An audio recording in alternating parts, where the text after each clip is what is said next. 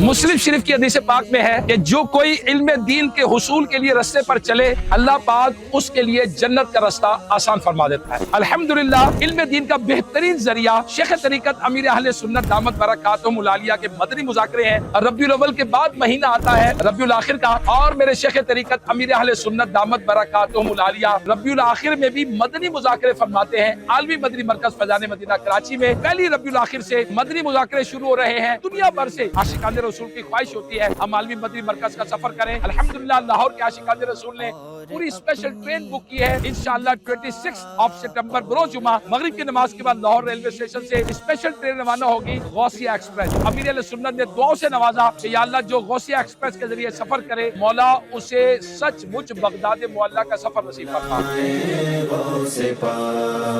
ہو رہی ہے آپ کی ہم پر عطا غوث پاک۔ دم دمادم دستگیر، دم دمادم دستگیر، مرحبا یا غوث پاک، مرحبا یا غوث پاک۔ آپ کے نعرے لگائے غوث پاک، غوث پاک۔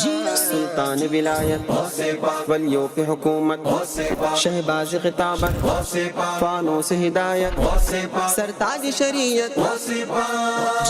آئیے کراچی چلتے ہیں۔